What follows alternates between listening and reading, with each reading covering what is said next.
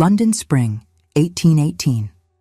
The beeswax candles of Ashmore House cast dancing shadows across walls that had witnessed 1,000 social triumphs and twice as many failures. Lady Seraphina Adelaide Worthington stood at the threshold of the grand ballroom, her spine rigid as iron beneath emerald silk, and allowed herself one steadying breath before stepping into the lion's den she had spent 5 years planning to conquer. At 28, Seraphina knew precisely what the whispers would say. They would remember her as the disgraced Worthington, the woman whose ruined reputation had sent shockwaves through Mayfair society half a decade ago. They would recall the cruel epithet of the false virgin, a scandal that had destroyed her family and sent her fleeing to Yorkshire like a wounded animal seeking dark corners to die in private. But Seraphina Adelaide Worthington had not died. She had transformed herself into something far more dangerous than the naive 23-year-old girl who had once believed in fairy tales and honorable dukes. She had become a woman who understood that vengeance was not a dish best served hot in passionate fury, but rather chilled to ice over 5 careful years of meticulous preparation. The ballroom fell silent as she entered, exactly as she had calculated it would. If stories of vengeance and vindication stir your soul, subscribe now and witness how one woman transformed devastating humiliation into calculated triumph. You will not want to miss what happens next. Lady Constance Fairfax was the first to notice her entrance, champagne glass frozen halfway to her painted lips.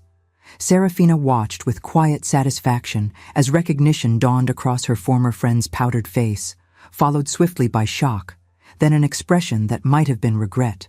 How interesting that Constance still possessed enough conscience to feel ashamed, considering she had been among the first to turn her back 5 years ago when Seraphina had needed friendship most desperately.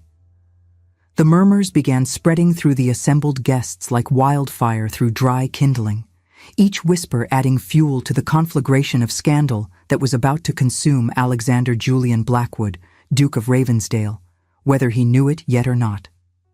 Speaking of the devil himself, there he stood across the crowded ballroom, tall and imposing in impeccable evening attire that probably cost more than most families earned in a year. The Duke of Ravensdale had aged in the 5 years since their catastrophic parting, new lines etched around his eyes and mouth, silver threading through dark hair at his temples. Good. Seraphina hoped every single one of those lines represented a restless night, though she suspected most had come from his disastrous marriage to Lady Helena Cavendish rather than from any remorse over destroying an innocent woman. The Duke's gaze found hers across the room, and for one crystalline moment, the very air in the ballroom seemed to thicken. Seraphina saw the exact instant recognition struck him, watched his aristocratic features shift from vague curiosity to stunned disbelief, to something that looked remarkably like fear. Yes, she thought with grim satisfaction. Be afraid, Your Grace.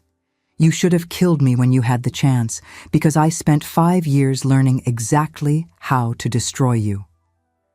Miss Worthington, a familiar voice said at her elbow, pulling her attention from her prey. I confess I did not expect to see you in London again, particularly not at a society event of this magnitude. Seraphina turned to find Lord Edmund Harrington regarding her with cautious curiosity. Edmund had been one of the few who had not immediately condemned her 5 years ago, though neither had he defended her publicly. Cowardice by omission, she had decided, though she bore him less ill will than most. Lord Harrington, she acknowledged with a cool nod. I find that expectations are often exceeded when one returns from exile with purpose rather than hope. Purpose? Edmund repeated slowly, his gaze flickering toward where the Duke stood. Dare I ask what purpose brings you back to the scene of your greatest humiliation? Seraphina allowed herself a small, dangerous smile. Why, the same purpose that brings most people to ballrooms, my lord. Entertainment. Though I confess my idea of amusement has evolved considerably over the past 5 years. Before Edmund could probe further, the object of her carefully plotted revenge began making his way toward them, cutting through the crowd with the unconscious arrogance of a man who had spent 34 years believing his title made him untouchable. How delicious it would be to teach Alexander Julian Blackwood that titles meant nothing when a woman had the law on her side and the patience to use it like a surgical blade. "Miss Worthington," the Duke said when he reached them, his voice carrying that same aristocratic drawl that had once made her foolish young heart flutter. "This is unexpected." "Fortune is a fickle mistress, Your Grace," Serafina replied, her tone pleasant as poisoned honey. "I find the unexpected makes existence far more interesting than predictable routine." The Duke's jaw tightened almost imperceptibly. "I was not aware you had returned to London." "Were you not? How curious. I sent you a letter, but a se'nnight passed. Perhaps it went astray in your correspondence. Such things happen when one's household servants begin to sense financial instability in their employer." The color drained from the Duke's face with gratifying speed.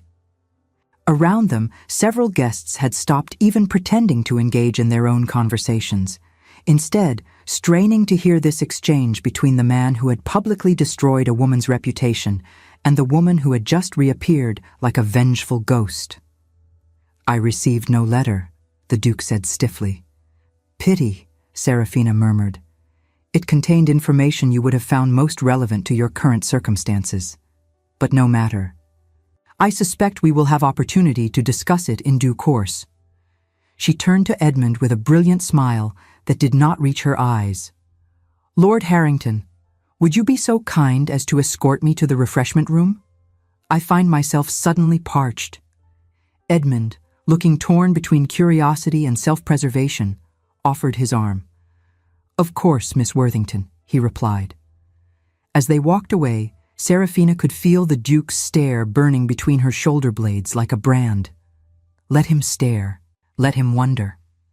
Let him spend tonight lying awake, trying to puzzle out what letter she might have sent and what information could possibly be relevant to his current dire situation. She had spent 5 years in darkness. Now it was his turn. The refreshment room offered temporary sanctuary from the oppressive scrutiny of the ballroom, though Serafina knew the reprieve would be brief. Already she could see curious faces peering through the doorway, society vultures sensing blood in the water and eager to witness whatever carnage was about to unfold. "Serafina," Edmund said quietly, using her given name for the first time in years. "Whatever you are planning, please consider carefully. Ravensdale may be diminished from his former glory, but he still commands considerable power." "Does he?" Serafina accepted a glass of champagne from a hovering servant, studying the golden bubbles rising through the crystal. "I heard quite different reports.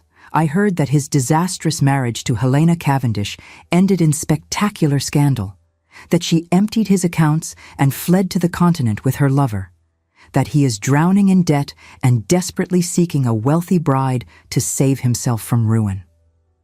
Edmund's silence confirmed everything. "I also heard," Serafina continued conversationally, "that certain financial obligations he accrued have recently changed hands, that a deceased viscount purchased those debts through intermediaries before his death and left them as inheritance to his only daughter. Curious how the world works, is it not?" Understanding dawned across Edmund's face. "Dear God, you own his debts." "I own a debt," Serafina corrected. £80,000 to be precise. A sum the Duke cannot possibly pay given his current financial catastrophe. Unless, of course, he wishes to sell Greymore, his ancestral estate. But even that would likely prove insufficient, given the entailments and legal complications. "You would send him to debtor's prison," Edmund noted, his voice strained. "I would enforce my legal right to collect what is owed to me," Serafina said calmly. "Is that not what any reasonable creditor would do? Reasonable creditors negotiate terms. They do not demand immediate payment of sums they know cannot be paid." Serafina's eyes hardened to chips of ice. "Reasonable women do not have their virtue questioned publicly before 400 guests. Reasonable women are not called harlots by the man they were supposed to marry. Reasonable women do not spend 5 years being spat upon in the street while their reputations burn and their families crumble into dust. But here we are, my lord, in a world where reason abandoned me long ago. I simply learned to live without it. Before Edmund could respond, a commotion at the refreshment room entrance announced the Duke's arrival. He had clearly abandoned any pretense of patience, his face set in lines of barely controlled fury as he strode toward them. "I would speak with you privately, Miss Worthington," he announced without preamble. "Would you, indeed?" Serafina took a delicate sip of champagne. "How unfortunate that I have no interest in private conversation with you, Your Grace. Anything you wish to say can be said here, in the presence of Lord Harrington and whoever else cares to listen." The Duke's hands clenched at his sides. "This is not a matter for public discussion. Neither was my alleged lack of virtue, yet you chose to make it the scandal of the season 5 years ago. I confess I find your sudden interest in discretion somewhat hypocritical." A small crowd had indeed gathered at the doorway now, pretending to select refreshments while their ears practically swiveled toward this confrontation like hounds catching scent of a fox. The Duke seemed to realize he was trapped. His voice dropped to a harsh whisper only she and Edmund could hear. "I received your letter this morning. It was delivered by a particularly persistent clerk who insisted on waiting for acknowledgement of receipt." "Ah," Serafina said brightly. "So it did not go astray after all. I apologize for doubting your household servants." £80,000, the Duke hissed. "You are demanding £80,000 in 30 days, or you will have me arrested for debt." "Demanding is such an ugly word, Your Grace. I prefer to think of it as collecting what is legally and rightfully mine. My late father purchased your debt from Messrs. Rothwell and Smythe after your wife cleaned out your accounts. The debt transferred to me upon his death 2 years ago, along with all legal rights to collect it. You cannot possibly expect me to produce such a sum in 30 days. Cannot I? How strange. You seem to have no difficulty producing £300,000 to secure your marriage to Helena Cavendish, though I suppose that worked out splendidly for you in the end." The Duke's jaw worked silently, rage and desperation warring across his aristocratic features. "This is revenge. This is business," Serafina corrected, "though I confess I find it deeply satisfying business. Now, if you will excuse me, I believe the dancing is about to begin, and I have promised the next set to Lord Harrington." She sailed past the Duke without a backward glance, leaving him standing amid the wreckage of his composure while society's most notorious gossips gleefully absorbed every detail to spread through London. The following morning brought another visit to the Duke's London townhouse in Grosvenor Square, this time not as a supplicant, but as a creditor. Serafina had her legal counsel, Mr. Josiah Blackwell, accompany her, both for propriety and to ensure every word spoken could be witnessed and documented.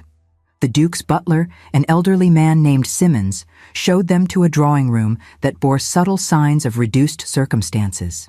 The silver candlesticks that had once graced the mantelpiece were gone, likely sold. The carpet showed worn patches where furniture had been removed. Even the paintings on the walls seemed fewer than Serafina remembered. When the Duke entered, he looked even worse than he had the previous night. Dark circles shadowed his eyes, and his cravat was tied with less than his usual meticulous care. Good.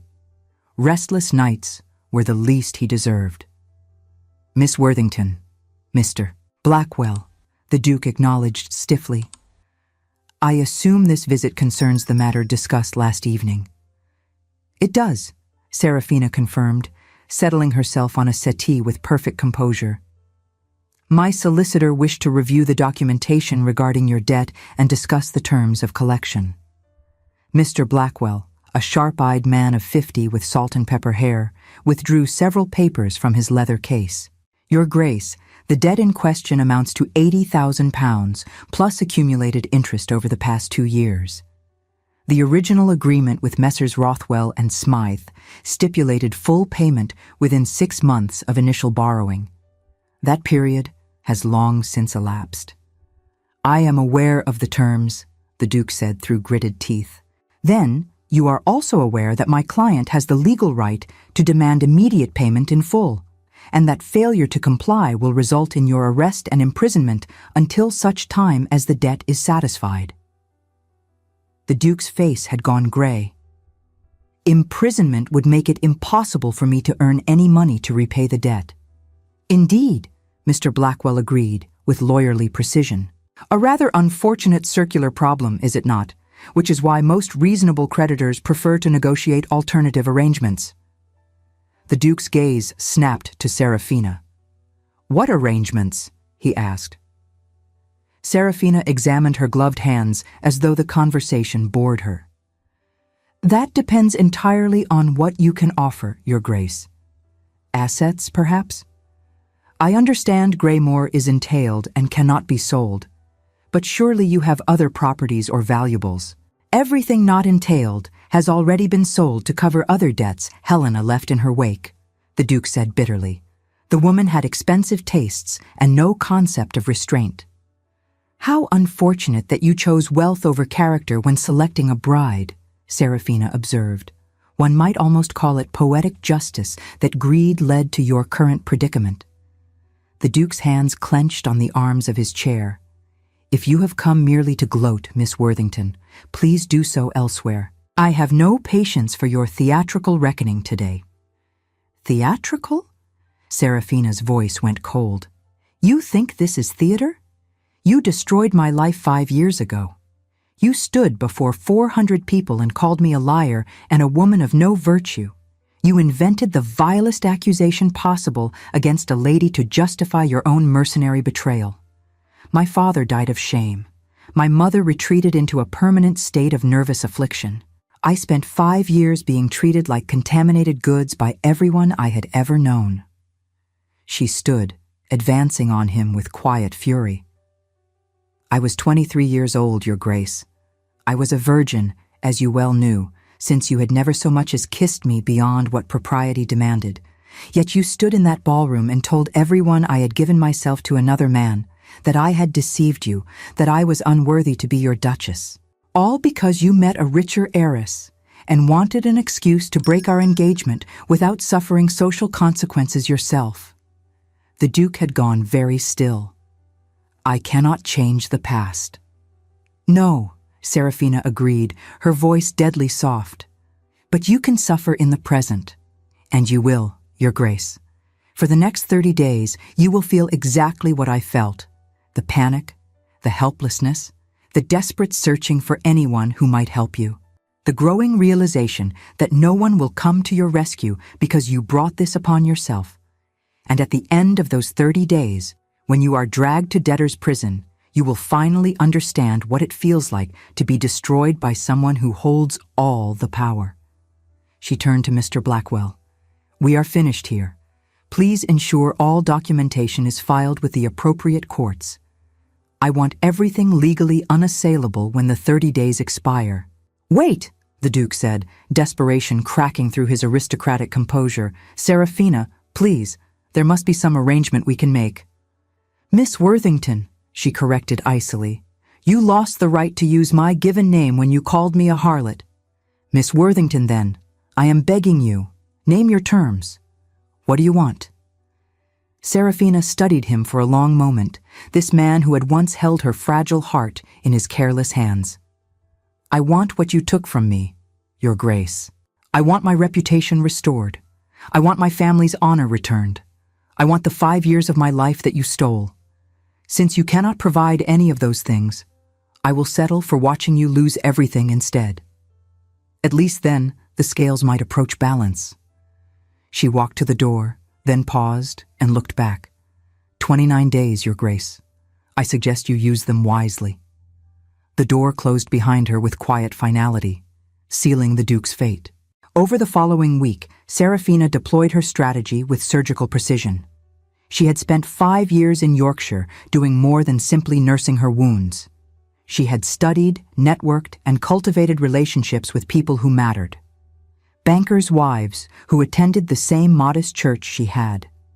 Solicitors' daughters who appreciated her quiet charity work at the local parish.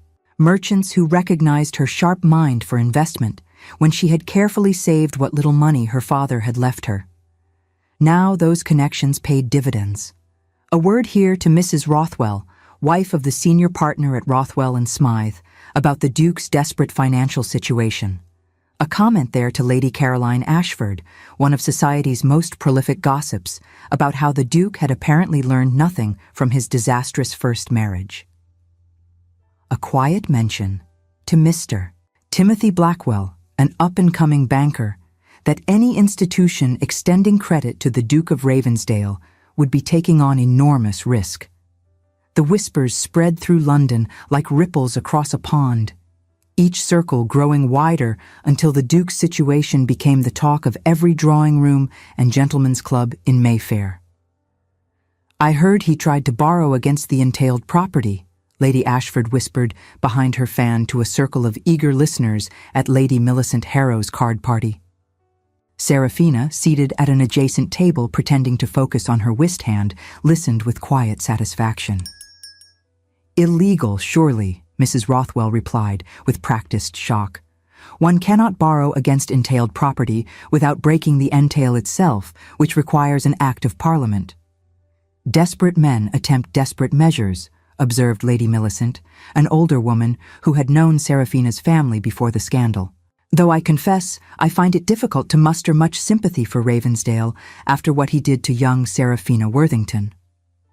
The table fell silent, several pairs of eyes cutting to where Seraphina sat. "I am not dead, ladies," Seraphina said calmly, laying down a card. "You need not speak of me in hushed tones as though I might shatter at the mention of old pain." "My dear," Lady Millicent said gently, "we all failed you 5 years ago. Some of us have regretted it every day since." "Have you?" Seraphina met the older woman's gaze steadily. "How interesting that such regret never manifested as defense when I was being destroyed. But I suppose hindsight provides courage that contemporary action does not."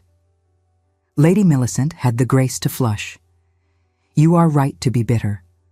"I am not bitter," Seraphina corrected, surprising herself with the realization that it was true. "Bitterness is wasted energy.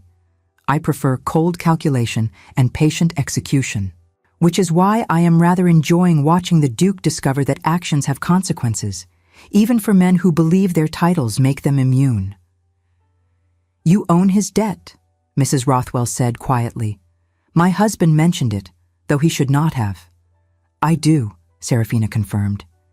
£80,000, legally transferred to me upon my father's death. My father was many things, but he was not forgiving. He spent his final years ensuring I would have the means to exact justice if I chose." "And you have chosen," Lady Ashford observed, her expression unreadable. "I have chosen to exercise my legal rights as a creditor," Seraphina said carefully. "If that happens to cause the Duke distress, well, one might say he set these events in motion 5 years ago when he decided personal greed was more important than basic decency." Over the next several days, the Duke's situation grew increasingly desperate. Seraphina knew because she had informants everywhere now, people who owed her small favors or simply enjoyed watching a powerful man brought low. He had approached the Cavendish family, Helena's relatives, attempting to negotiate some kind of settlement. They had laughed in his face, pointing out that Helena was beyond English law now and that legally she had been his wife when she took the money, making it a domestic matter. He had tried to court Lady Arabella Sinclair, a wealthy widow of 40. Lady Arabella had declined his invitation to walk in Hyde Park with a polite note that nevertheless conveyed her complete lack of interest. He had even attempted to sell his matched pair of Arabian horses. The buyer had offered insultingly low prices, knowing the Duke had no leverage to negotiate. Seraphina watched it all unfold with the detached interest of a natural philosopher observing an experiment. This was what helplessness felt like. Every avenue closed, every door shut, every hope extinguished one by one until only despair remained, just as it had been for her 5 years ago. On the 15th night after their confrontation, the Duke appeared at her lodgings unannounced.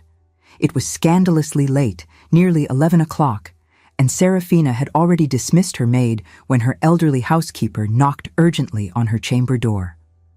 "Miss Worthington, the Duke of Ravensdale is here," Mrs. Henley said, her voice tight with disapproval.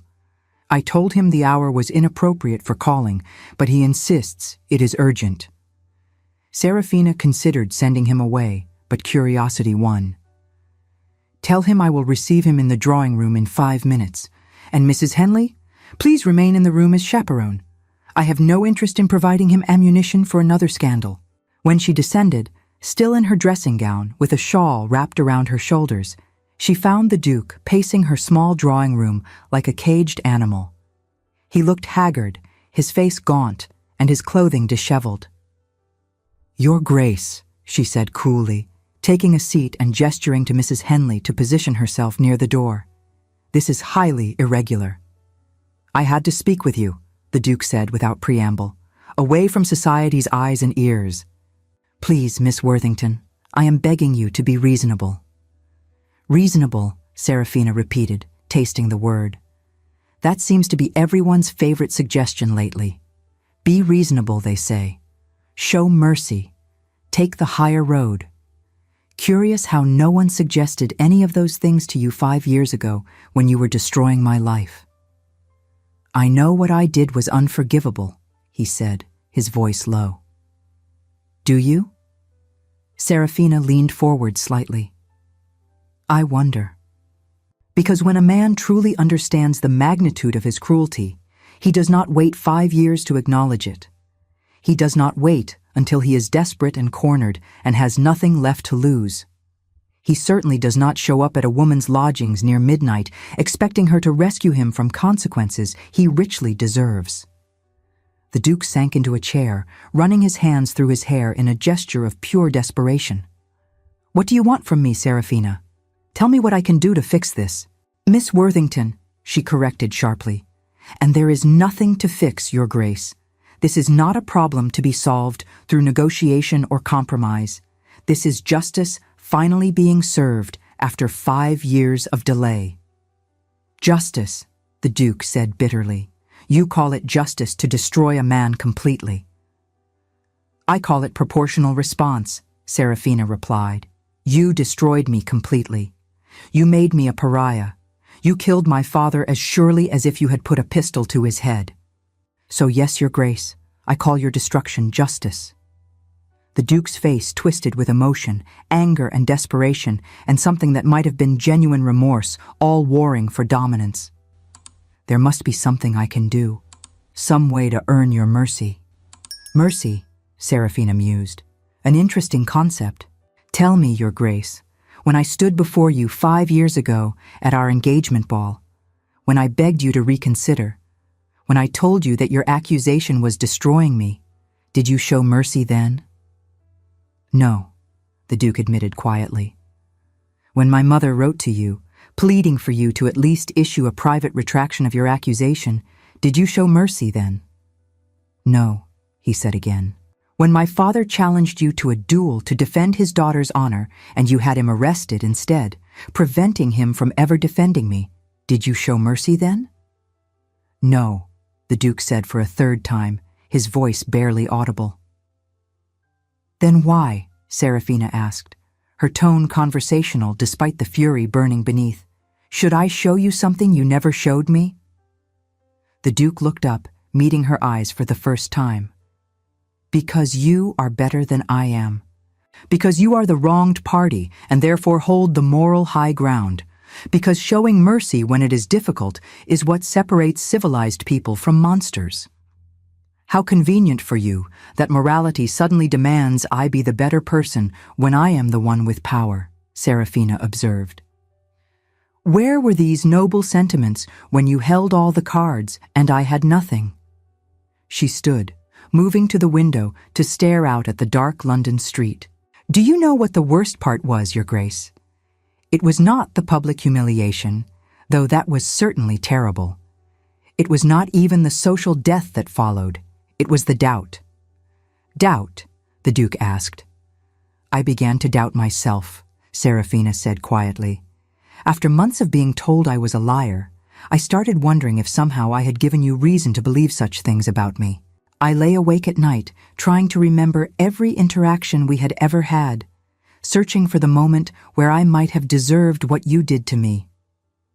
She turned back to face him. That is what you really took from me, Your Grace. You took my certainty in my own innocence.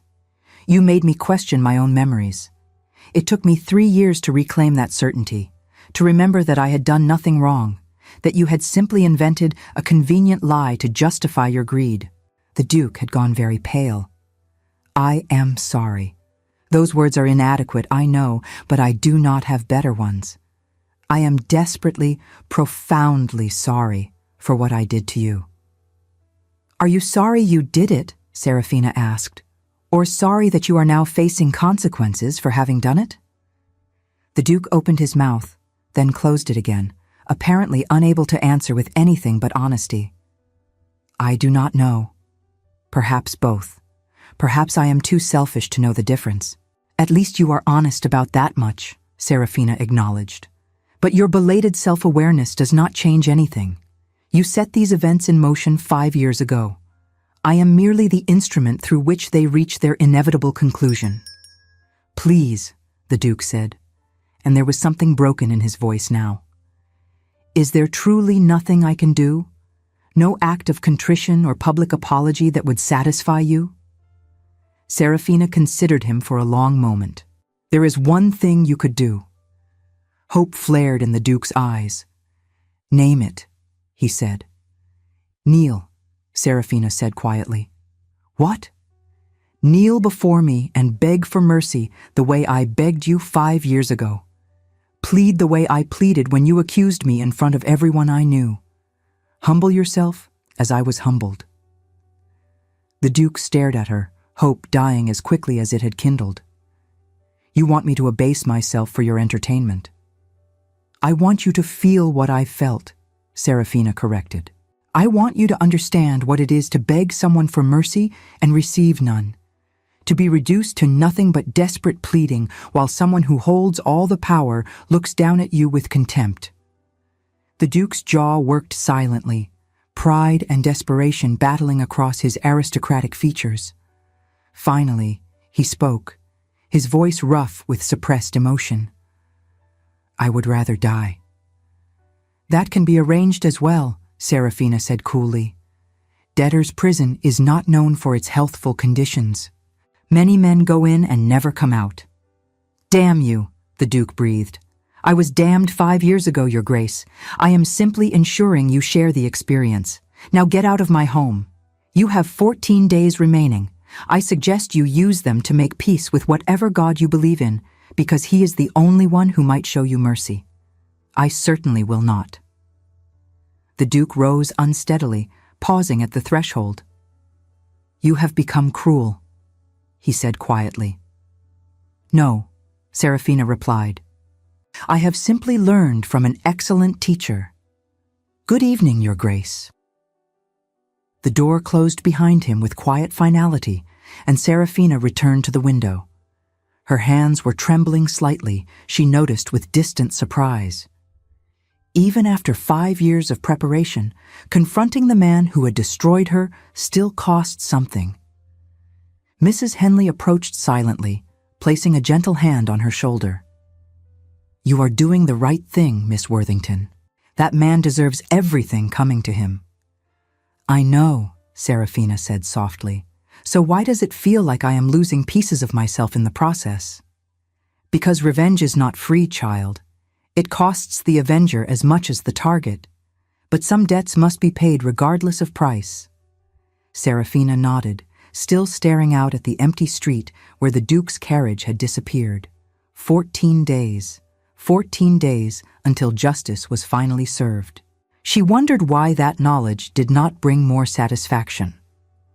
The next few days brought unexpected complications in the form of Lady Constance Fairfax, who arrived at Serafina's lodgings with the determined expression of a woman on a mission of mercy. I know you have no reason to receive me, Constance said, the moment Serafina's housekeeper showed her into the drawing room. I know I failed you terribly 5 years ago. But I am begging you to hear me out." Serafina studied her former friend with cool detachment. Constance wore an expensive morning dress of pale blue silk, a subtle reminder of the gulf that had always existed between them. "Very well," Serafina said, gesturing to a chair. "Speak." Constance settled herself with visible relief. "What Ravensdale did to you was unconscionable. I should have defended you. I was a coward, and I have regretted it every day since." "Have you truly?" Serafina asked. "Because from what I hear, you have lived quite comfortably these past 5 years. Made an excellent marriage, moved in the highest circles. Your regret does not seem to have inconvenienced you overmuch." Constance flushed. "You are right to despise me. But Serafina, please, what you are doing to Ravensdale, it is going too far." "Too far," Serafina repeated, her voice dangerously soft. "Tell me, Constance, where precisely is the line that demarcates appropriate revenge from excessive revenge? Is it at public humiliation? Because Ravensdale gave me that. Is it at social death? He gave me that as well. Is it at destroying someone's family? He killed my father with shame. So please, do enlighten me. Where exactly have I gone too far?" "He has suffered," Constance protested. "Helena Cavendish destroyed him financially and socially. He is already ruined. Sending him to debtor's prison now is simply cruelty for its own sake." "Is it?" Serafina stood, crossing to the window. "Or is it ensuring that consequences finally catch up with a man who has spent his entire life believing his title makes him immune to them?" "He made a terrible mistake 5 years ago," Constance said softly. "He made a calculated decision," Serafina corrected sharply. "He knew exactly what he was doing when he fabricated that accusation against me. He simply did not care because caring about my fate would have cost him something he wanted more." Constance twisted her hands in her lap. "He has apologized. To me? Privately? In the past 5 years?" "Well, no, but—" Constance started, her voice trailing off. "Then his apology is worthless," Serafina interrupted. "He has apologized now because he is desperate. That is not genuine remorse, Constance. That is manipulation through a different name." "You are not wrong to want justice," Constance said carefully. "But there are different forms of justice. You could demand a public apology without sending him to prison." "I could," Serafina agreed. "But why should I? Give me one good reason why I should show mercy to a man who showed me none." "Because," Constance said quietly, "continuing down this path will not bring you peace. It will only add bitterness to pain." Serafina laughed, but there was no humor in the sound. "You think I seek peace, Constance? I buried peace in Yorkshire along with my illusions about justice and fairness. I do not want peace. I want him to suffer the way I suffered." "And then what?" Constance asked. "After he has suffered enough, what then? Will you be able to move forward? Or will you spend the rest of your life defined by this need for vengeance?" The question hit harder than Serafina wanted to admit. "I do not know. But I know that letting him escape consequences would be worse. It would mean what he did to me did not matter." "Then make him account," Constance urged. "Demand the public apology. Restore your reputation. But do not become as cruel as he was. Do not let his sins transform you into someone you will not recognize when this is over." Serafina turned away from the window to face her former friend fully. "You speak of cruelty as though you understand what it means.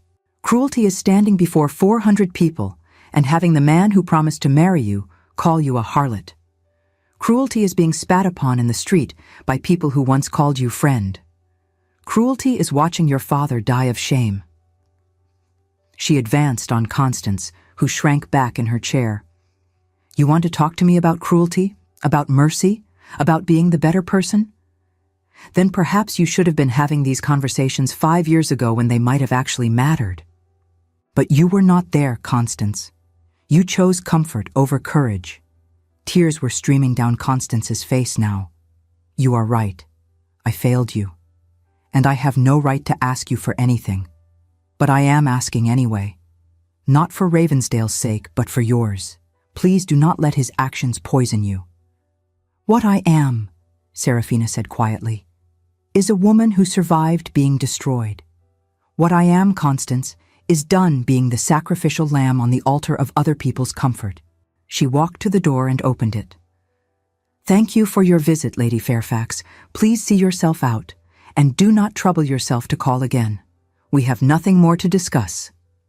Constance rose unsteadily, pausing at the threshold.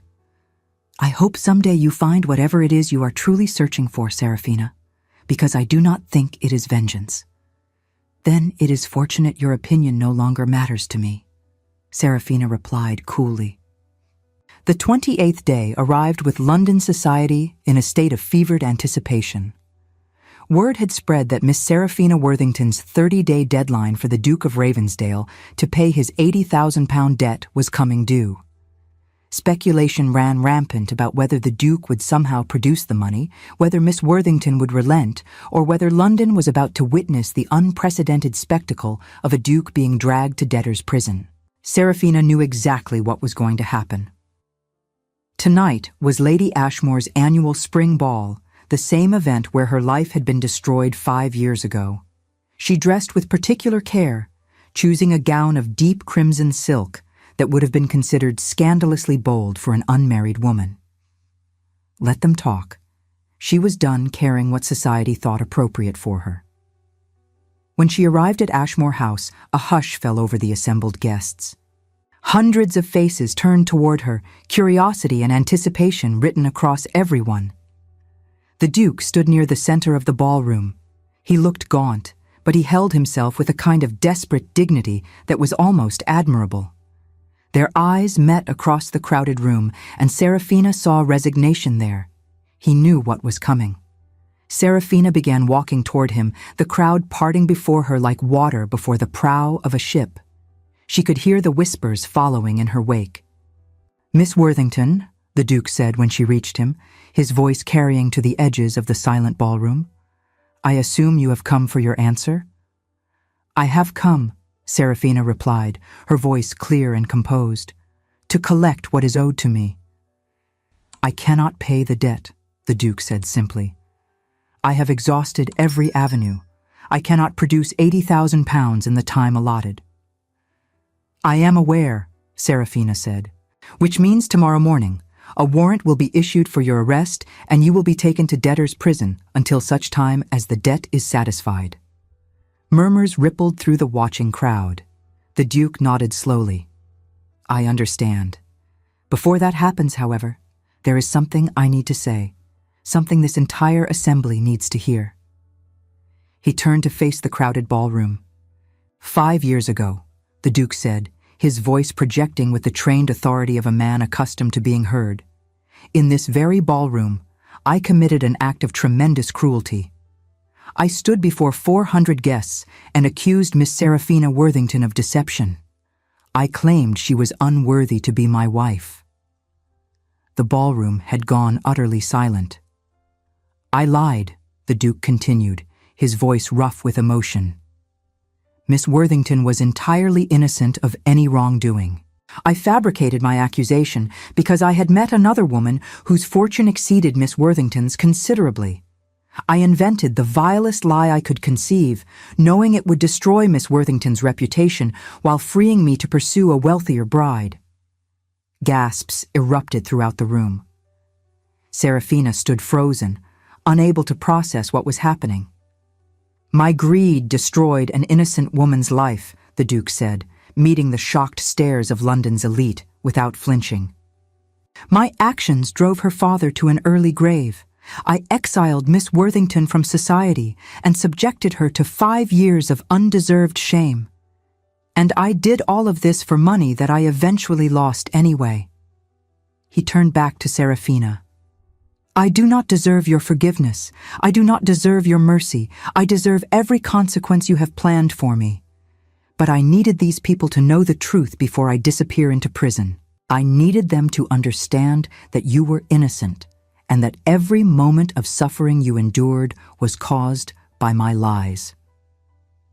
The ballroom erupted into chaos.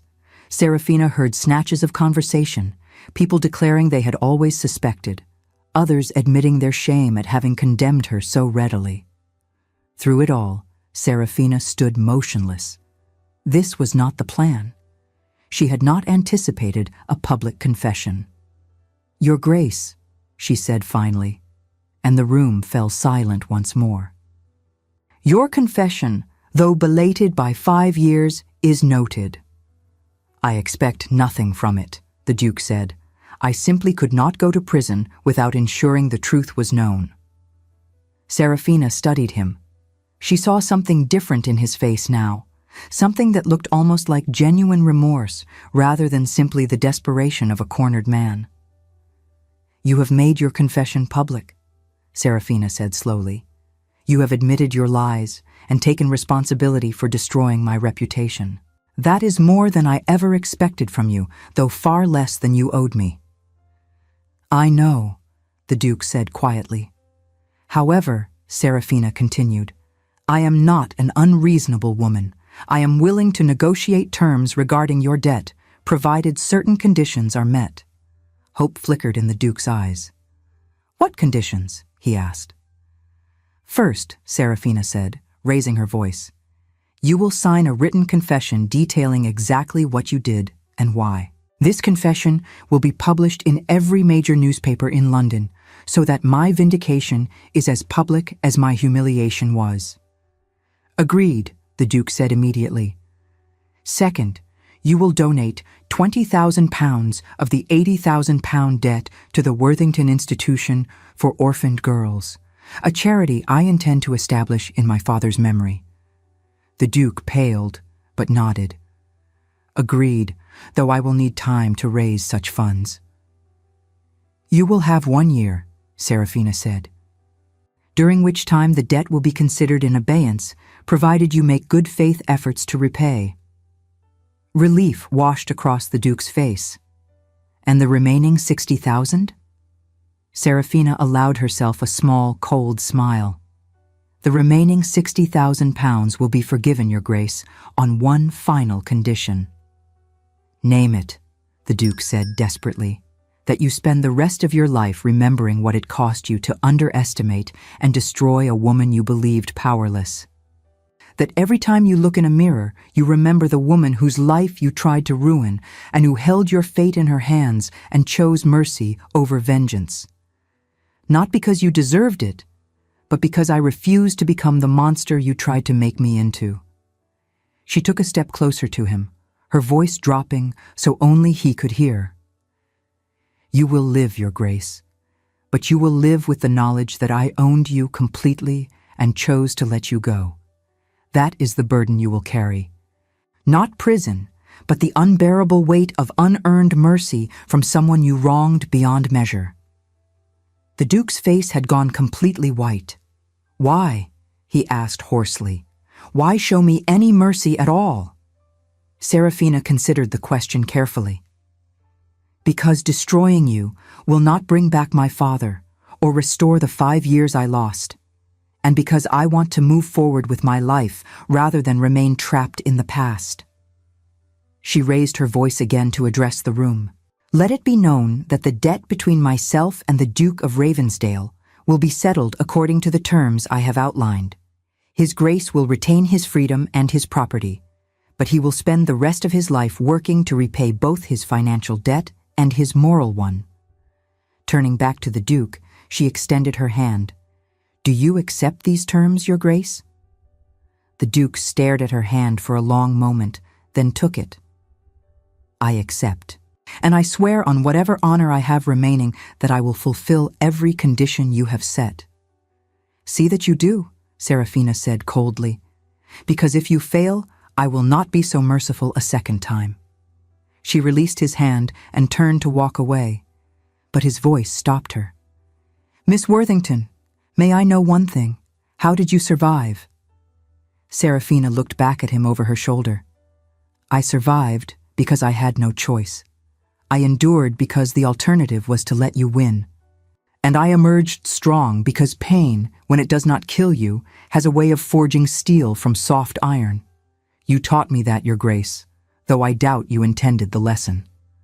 With that, she walked away, her head held high and her conscience, for the first time in 5 years, something approaching peaceful. 2 years later, spring of 1820. The drawing room of Serafina's townhouse in Bloomsbury was elegant, paid for with the careful investments she had made. The Worthington Institution for Orphaned Girls had expanded to 3 locations across England.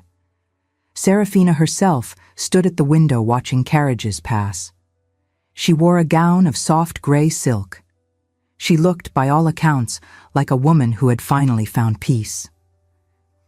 "You are contemplating again," observed Lord Edmund Harrington from where he sat reviewing papers.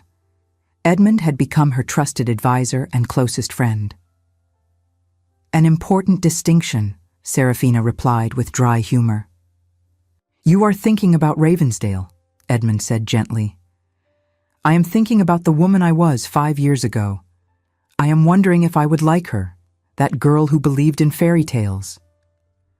"Would you trade what you know now to go back to being her?" Edmund asked. "No," Serafina admitted, "but I regret that transformation was necessary." "The Duke has been faithful to his word," Edmund observed. "He has made every payment to the institution on schedule. By all accounts, he lives quietly." "I know," Serafina said. "I receive regular reports. He has remarried, interestingly enough, a widow of moderate fortune. They seem to live in something approaching contentment." "Does that bother you, that he has found some measure of happiness?" Serafina considered the question. 2 years ago, it would have enraged me. Today, I find I do not care much one way or another. He is not important to me anymore." Before Serafina could answer, her housekeeper appeared at the door. "Miss Worthington, you have a visitor, Lady Constance Fairfax." Serafina exchanged a surprised glance with Edmund. "Show her in, Mrs. Henley." Constance entered hesitantly. "Miss Worthington, Lord Harrington, thank you for seeing me. I know I have no right to call." "Yet here you are," Serafina observed neutrally. "What can I do for you, Lady Fairfax?" "I wanted to apologize," Constance said simply. "Properly and completely. I failed you terribly 5 years ago. I failed you again 2 years ago by presuming to lecture you about mercy when I had shown none myself. You deserved better friends than I was, and I am sorry." Serafina studied her former friend, looking for insincerity and finding none. "Why now?"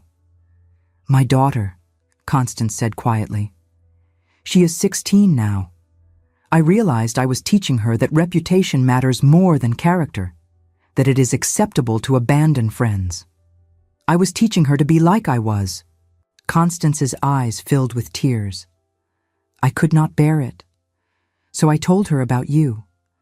I told her that if she grows up to be half the woman you became, I will consider myself a successful mother."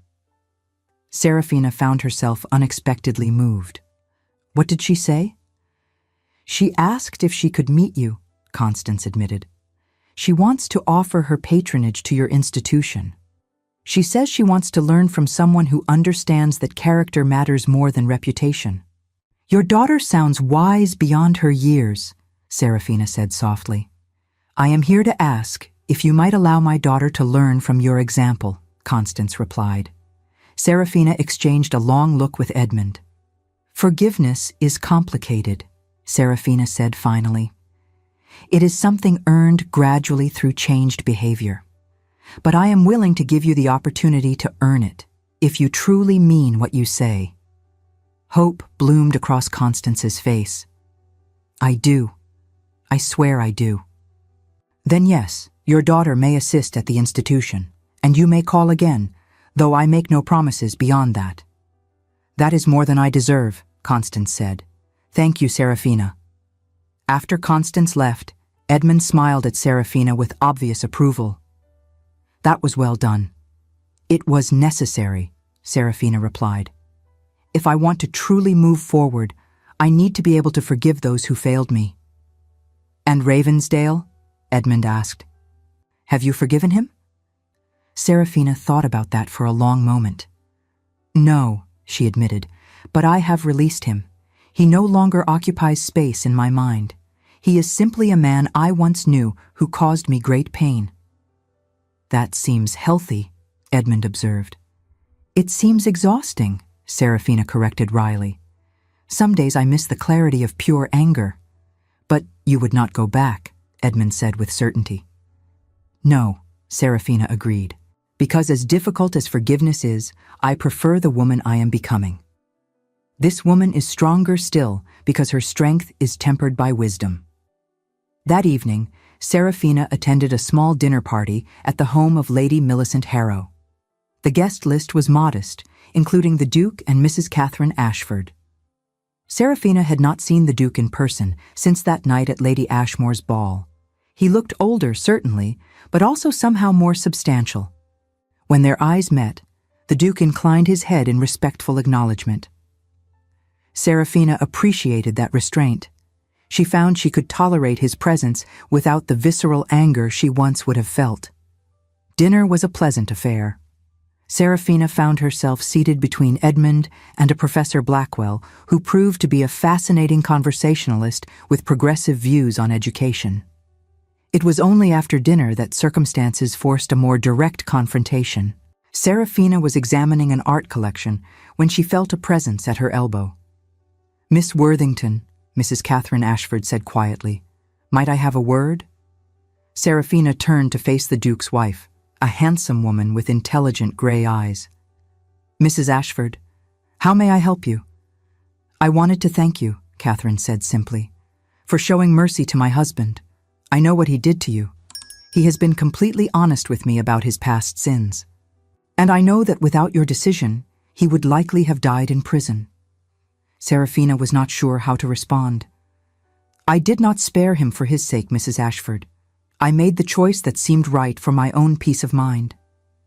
Nevertheless, I benefit from your choice, and I am grateful for it," Catherine replied. "I also wanted to assure you that my husband has changed. He carries what he did to you every day. And he has dedicated himself to trying to atone through his work with the institution." "That is good to hear," Serafina said carefully. "You have moved forward with your life in admirable fashion," Catherine agreed. "That takes more courage than revenge ever could." Before Serafina could respond, Lady Millicent appeared at her shoulder. "Miss Worthington, there is someone here who specifically requested to meet you, a young woman who has come seeking support for a girls' school she wishes to establish." Serafina followed Lady Millicent to where a nervous young woman of perhaps 25 stood. "Miss Worthington," the young woman said, her voice trembling slightly, "my name is Miss Jane Hartwell. I have followed your work with great admiration. I was wondering if I might call upon you to discuss how you navigated the legal challenges of creating such an institution." Serafina felt something warm unfold in her chest. "Of course, Miss Hartwell," she said with a genuine smile. "I would be delighted to discuss my experiences with you." The young woman's face lit up with relief. "Thank you, Miss Worthington. You cannot know what this means to me." As Serafina spent the next hour discussing the practicalities of charitable work, she realized something profound. This simple act of helping another woman, this was what freedom felt like. Not the hollow satisfaction of revenge, but the quiet fulfillment of using her hard-won knowledge to smooth someone else's path. When the evening ended, Serafina found herself briefly alone in the entry hall with the Duke. "Miss Worthington," the Duke said quietly, his voice carrying none of the arrogance she remembered, "I wanted you to know that I pray for you every night. I pray that you find happiness and peace." Serafina studied him for a long moment. "I would pray that you have learned the lessons your actions taught, that you treat your wife with the respect and honesty you denied me, that you spend the remainder of your life proving that people can become better than they were." "I am trying," the Duke said simply. "Every day I try." "That is all anyone can do," Serafina replied. "Try, fail, try again, and hope that the balance of one's life tilts eventually toward light." Her carriage arrived then, and she felt the Duke's gaze on her back. But it no longer felt like a threat. It felt simply like what it was, one human being watching another walk away. As her carriage pulled away, Serafina looked back once at the lit windows. She thought about the woman she had been 5 years ago, naive and trusting. She thought about the woman she had become in Yorkshire, hard and driven by cold fury. And she thought about the woman she was now, tempered by both pain and mercy. If she could speak to that 23-year-old girl standing in that ballroom moments before her world shattered, what would she say? Perhaps simply this: you will survive what comes next, and eventually you will discover that survival is not merely endurance, but can become something approaching triumph. The carriage turned onto her street, and Serafina allowed herself to smile. She was 30 years old, independent, and respected. She ran a successful institution and had genuine friends. Was it the life she had imagined at 23? No. It was a life she had built from ashes, a life she had earned, a life that belonged entirely to her. And that, Serafina decided, was the truest form of victory after all. Epilogue. 3 years later, summer of 1823. The Worthington Institution's newest property in Bath had just opened its doors. Serafina stood in the entrance hall, watching as students hurried between classes. "You should be proud," Edmund said at her side. "Nearly 200 young women receiving education. This is legacy, Serafina." "It is my father's legacy," Serafina corrected gently, "established by his foresight in providing for my independence. I am simply the instrument through which it manifests." A young instructor approached them. "Miss Worthington, the girls are assembled for your address." Serafina followed her to a large room where dozens of young faces looked up at her. She saw herself in their eyes. "Young ladies," Serafina began, her voice carrying easily, "I am not here to give you a speech about deportment, though those things have their place. I am here to tell you something more important. You are not defined by what happens to you, but by how you choose to respond to what happens to you." She paused, gathering her thoughts.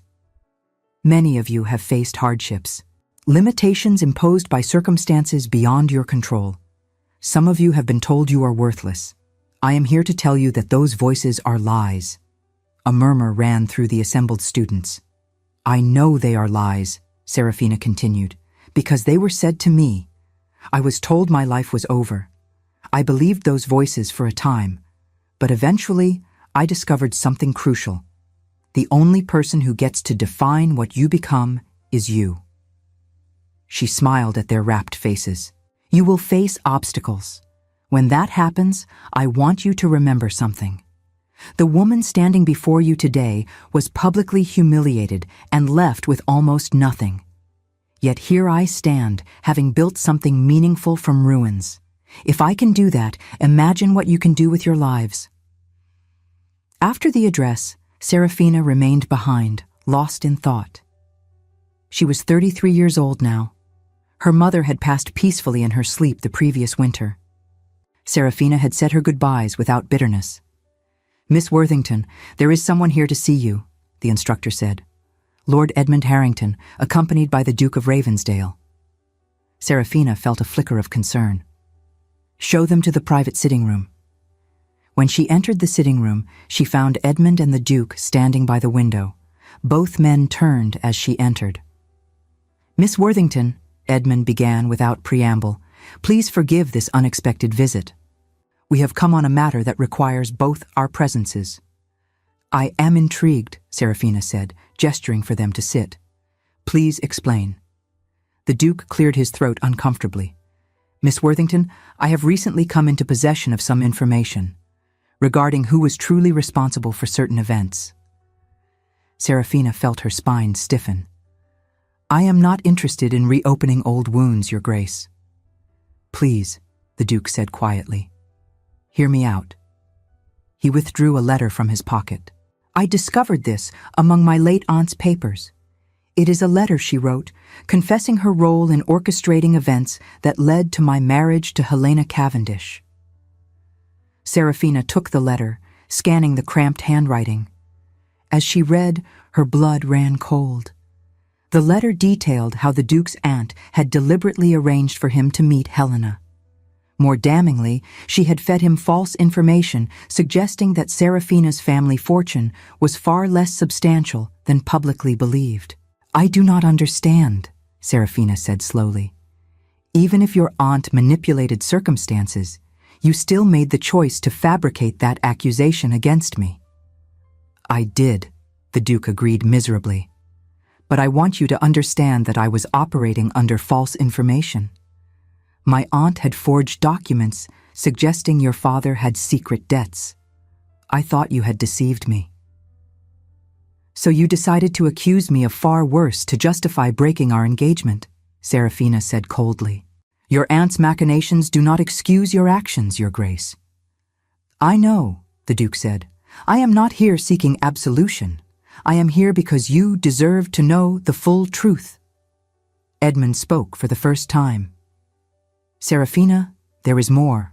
We discovered that Lady Constance Fairfax was paid by the Duke's aunt to spread certain rumors about you after the scandal broke, amplifying the damage." Serafina felt as though the ground had shifted beneath her. "Constance was paid to ruin me further?" "She was," Edmund confirmed. Though to her credit, when we confronted her, she seemed genuinely horrified.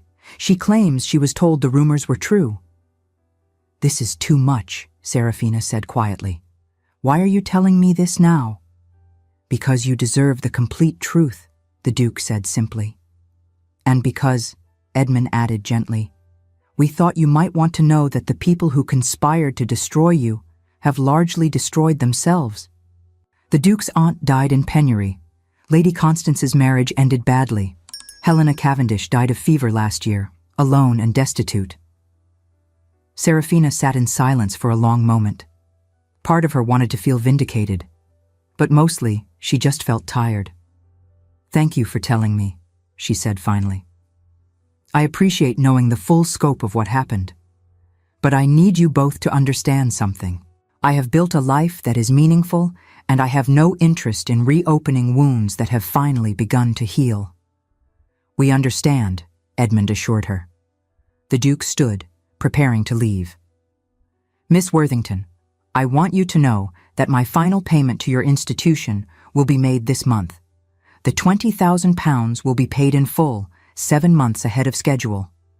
After that, my debt to you will be completely satisfied, at least in the legal sense." "Your moral debt can never be fully repaid, Your Grace," Serafina said quietly, "but I appreciate your efforts to make what amends you can." After they left, Serafina sat alone in the sitting room for a long time.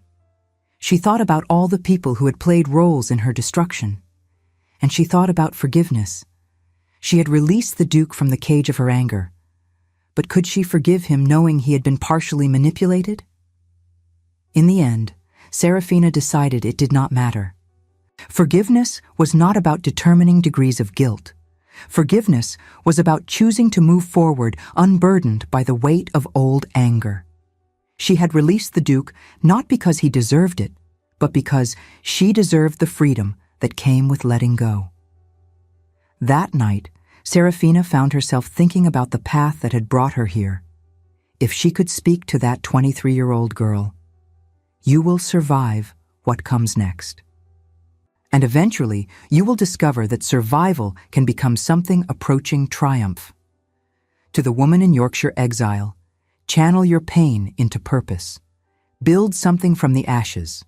To the woman planning revenge, justice tempered with mercy is the highest form of victory. And to herself now, at 33, you have transformed destruction into creation. You are not the woman you thought you would become, but you are someone better. Serafina smiled to herself in the darkness. This was her legacy. Young women being given chances they would not otherwise have had. If transforming her own destruction into something that helped others was not redemption, Serafina could not imagine what was. She closed her eyes and slept dreamlessly. The past still carried weight, but it no longer defined her. And in the end, That freedom was the greatest victory of all.